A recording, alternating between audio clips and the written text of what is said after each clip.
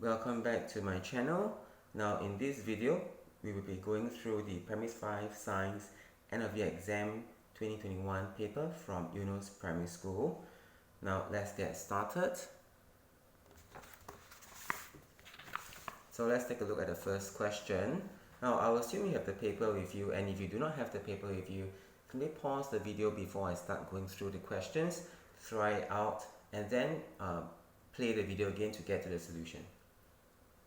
Now, Fairy saw an animal in the forest. Which of the following characteristics should he use to identify the animal as mammal, reptile, or bird? Now, to do this, it means that the characteristic must be distinctive for all three of these type of living things. So, for example, if you talk about how it reproduces, let's say you try this idea. Of course, you know that mammals, right? They will give birth to young alive. However, reptile and bird both lay eggs. Both of them lay eggs. In other words, if you were to choose one as your answer, well, it's able to help you identify a mammal from non-mammals, but you cannot distinguish between a reptile and a bird just by the way it reproduces. Likewise for presence of wings. Okay, now birds have wings, but there are some mammals that have wings too, such as bats have wings, and some species of squirrels like the sugar glider, they have something that looks like wings with flaps, so arguable, you know. So this is a bit tricky. You can't really distinguish between, say for sure something with wings is a bird, because there can be animals with wings that are not birds. So these two answers are not acceptable. Let's take a look at the type of food it eats. Now, birds very often are both plants and animal eaters. Mammals very often are both plants and animal eaters. Likewise for reptiles. So this is not very useful. This is the best. Now for mammals, right body covering, it has fur or is covered with hair. Reptiles, it has this dry, scaly skin. As birds, they're covered with, very clearly, feathers. Okay, so this is the best answer among the four. Next one. Dennis found a green plant growing on the roof of his house. He noticed that it is non-flowering and has brown, powdery substances under the leaves. And whenever you read a question, you've got to know the story behind. So in this case, this is already a plant. You were told that it is a plant, and it is a non-flowering plant. So there's only two examples of non-flowering plant that you learned in your primary school syllabus would be ferns and moss. Right, these are the only two. Now if these are plants and they are non-flowering plants, which means they have no flowers, they cannot be pollinated. And since they are non-flowering plants, they will not have fruits, they will not have seeds. So this is definitely not possible. Alright, and if you say the plants have fruits, we already said, right, these are non-flowering plants. If non-flowering plants do not have fruits. Non-flowering plants reproduce by spores. So this is, again, this kind of question is usually the first few questions, few meaning maybe 2 or 3 or even up to 5 questions, are easy ones that test you on your recall knowledge or what you should know. This is a science equivalent of your 1 + 1 = 2. So if you're getting this kind of answers, not getting this kind of answers for such questions, it simply means that you have not committed certain scientific facts and knowledge to memory. Okay, let's move on. Now, which of the following is a function of the human skeletal system? Skeletal system, well, this is used to protect. So very often, a lot of you choose either 1 or 2. The problem with one of them is it is wrong. Now, skeletal system definitely protects organs, like your rib cage protects your lungs and your heart, your skull protects your brain. This is definitely true. Now, some of you chose this instead. The problem is your muscles very often wrap around your skeletal system, like your bones. Alright? How can your bones be protecting your muscles if the muscles are wrapping around your bones? So this is definitely out. This is transportation system. This is what I talk about the circulatory system. This is definitely out. Again, transportation and digestive, all confusing together, right? So all these are two clearly wrong answers. Next one. Now Clara placed an insect and its egg in a container. When the egg hatched, she found that the young did not resemble the adult. Which of the following show the correct life cycle of the insect? This tests your P4 knowledge of life cycles. So you learn that, for example, in there are 3-stage and 4-stage life cycle. And for the 3-stage life cycle, typically you have your egg, you have your nymph, that's the young of the 3-stage life cycle insects, to adults, before adult lay eggs again. Now, what are the characteristics of this kind of young? Well, this young resembles the adult. Think of the cockroach nymph and the cockroach adult, the grasshopper nymph and the grasshopper adult. The young resembles the adult. If it's a 4-stage life cycle, it means the egg will hatch into a larva, which will turn into a pupa, turn into an adult, which will then lay eggs. Now, these two kind of young definitely do not resemble the adult at all. Okay, let's take a look at the options now. Adult, egg, nymph. Okay, eggs, nymph, adult. This is possible. Alright, and we talk about young did not, but the problem is young did not resemble adult. This young resemble adult, so this is definitely out. So we're talking about young did not resemble adult. So I will definitely reject all the 3-stage life cycle because the young here resembles adult. So anything in 3-stage, I'll reject straight away. Now let's go to the 4-stage. Adult lay eggs, eggs hatch into larva, larva becomes a pupa, pupa becomes adult. This is correct. How about this? Adult lay eggs, eggs becomes a pupa. Oh, this part is wrong. Wrong sequence. So this is wrong. Answer is 3. Next one. In which part of the human digestive system is excess water removed from undigested food? Up to this question so far, this is still your recall question. Right, your large intestine absorbs excess water. It's just a fact. Okay, so if you don't know this, please revise your P3 digestive system. Read out your textbook and workbook and worksheets. So this is the answer for this. The function of the gullet is just to transport the food from your mouth to your stomach. The job of the stomach is to digest food. The job of the small intestine is to complete the digestion as well as absorbs the food into the bloodstream. Next one, question 6. Right, 2 types of cells, X and Y, are shown in the diagram below.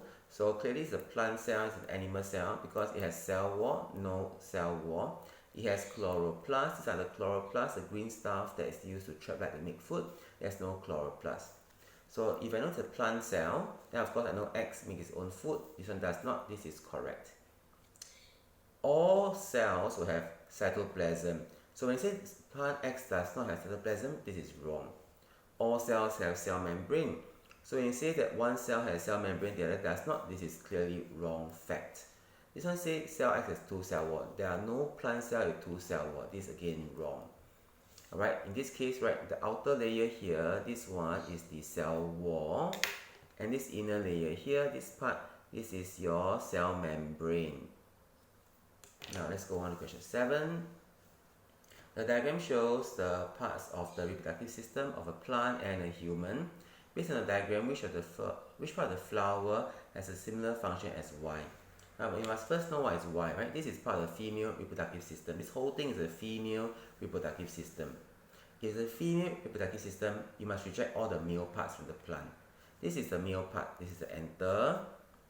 This part is the petals, nothing to do with reproduction. It does attract pollinators, but that's all it do. These two are the female parts left. Now this is the ovary, and then the ovary is where eggs are produced in the human. And this part here is also the ovary. So C is the answer. This is the stigma. In the human reproductive system, there's no stigma equivalent. Right, there's nothing that has a similar function as the stigma. So the answer here is C. Both are ovaries. Let's go on to the next one. The diagram shows how blood flows in certain part of the body a few hours after a meal. So this is an important clue. A few hours after the meal. That means that there must be digested food leaving the small intestine. So here there must be a lot of the increase in the amount of the digested food. Okay, here, leaving the small intestine.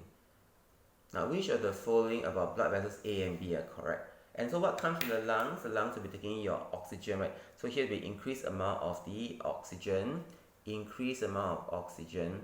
So here oxygen is used by the heart, used by the small intestine, by the body. So here there, of course, there will be less oxygen. There will be even less oxygen. And the blood here will have a lot more carbon dioxide. A lot more carbon dioxide. This is a short form for carbon dioxide, CO2. This is a short form for oxygen, O2. So there's less oxygen and digested food in A compared to B. So A here has this amount of oxygen. Heart uses a bit. Now here left, still a lot but a bit less. Less oxygen in A than in B. Less oxygen in A than B, clearly wrong. The blood that just left the lungs have the most amount of oxygen. There's more oxygen in A than B. Okay, notice I'm looking at them separately. I'm looking at this oxygen part first. There's more oxygen in A than B. This part is true. There's more digested food in A than B. This is wrong, because here is where the most amount of digested food comes out. As it travels along the way, the digested food goes to different parts of the body, and all the cells will be using the digested food for respiration. So as it travels here, the amount of digested food will decrease. Heart uses some of it, lungs uses some of it, right? It gets less and less and less. Then here pick up some more digested food. Yay, lots of digested food. Less and less and less digested food. Pick up more digested food. So here definitely A would have more digested food than B. Right? There's more digested food in A than B. So sorry, this part is actually correct. More digested food in A than B. Number 3, there's less oxygen and more let's check on the rest first to see whether did I get it wrong. There's less oxygen in A than in B. There's less oxygen in A than B. This is wrong, right? There must be more oxygen in A than in B. There's more oxygen in A than B. That's true. There's less digested food in A than in B. There's less digested food in A than in B. So as I was saying, right? So here the oxygen just left the lung, so it is full of oxygen, right? So there must be more oxygen here in A, more oxygen in A than in B. Now here there should be more digested food than this part. Alright, because by the time the blood flows through the heart and back here, the heart uses up more of the digested food, so there will be less digested food here. So, but number 4 says there's less digested food in A than B. This part here is wrong. So answer here is 2. Now let's stop here for a moment. Now if you think any of the answers that are presented here is not correct or my explanation is not correct, feel free to comment in the comment section below and I will address your questions. Okay? Now Mr. Long is as human and I may make mistakes sometimes, so just let's discuss and learn together. Next one. Now Joanne removed a part of the stem of a plant as shown below. The plant was placed in a sunny place and watered regularly. So sunny place, watered regularly. So by right, it has all the conditions it has to survive, right? But why does it wither and die? That means it becomes dry, like no water. Somehow water didn't reach the leaves anymore. What must have happened at K? What has been cut off at K? So that the whole plant died. Okay. Now that part A, so not the whole plant. Part A here died, which means that part A here it has light, but there's water here, which means the water must have not gotten to the leaves. Now part B didn't die because water could still flow up the water carrying tube to the leaf here. Food can still flow down from the food carrying tubes to the roots, so nothing wrong with the roots. Roots are fine. So basically what is happening is the water can't get to the part A. So at part K, the water carrying tubes must have been removed. So water carrying tubes were removed. Okay? Now let's go on to the next one now.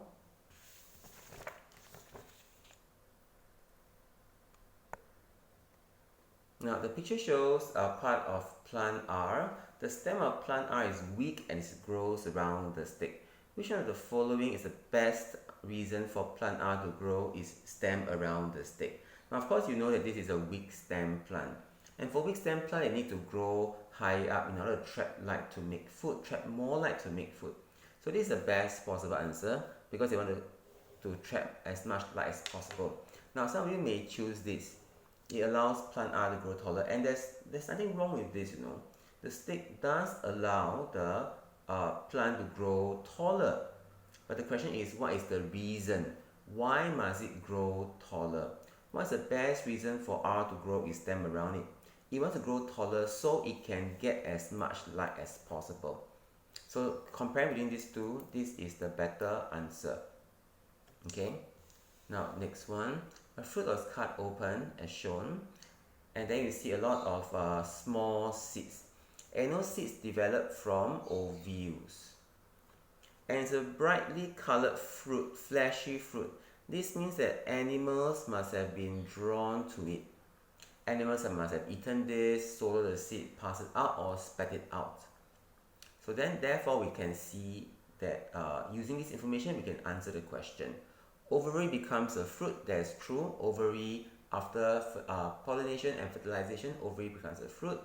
There are many ovules, it becomes seeds. So one ovule becomes one seed. Many ovules become many seeds. This is true. Now, for the fruit to form, for seeds to form, there must have been first pollination and fertilization. This is also true. Small seed would have been dispersed by wind. This would definitely be false. You also can see that this is an animal dispersed kind of fruit. Okay, so part D is wrong. So answer is A, B, C only. Answer is 3. Next one. Now, the pots here are shown. There are 2 pots. And the purpose of Dina doing this is to find out if overcrowding affects the growth of plants. So to do this, typically they must then place seeds into pots and then space them differently. So for example, if I have one pot like this, one pot like this, same size pot. Sorry, my drawing is not very good. So if I have no overcrowding, could be like this. Lots of overcrowding could be like this, all packed closely together. So the distance between each seed is much shorter, short distance. Now, so the location is the same, so plenty of light, but light is not needed for germination, as you know. They're all given the same amount of water, but it's not a fair experiment. So why is it not a fair experiment? Since the aim is to find out if overcrowding affects the growth of plants, then therefore the only difference should be the factors affecting the overcrowding. Everything else should remain the same. Okay? So for example, if I purposely use a small pot for one and a bigger pot for the other, this makes it very unfair. So I need to make sure I use the same size pots for both. This is the answer. Now if I increase the number of seeds in pot A, why should I? It's already more than that in pot B. So I shouldn't be doing this. Adding more water is also wrong, because the idea here is about overcrowding affecting growth, not whether will more water affect growth. So this variable should be kept the same and not be changed.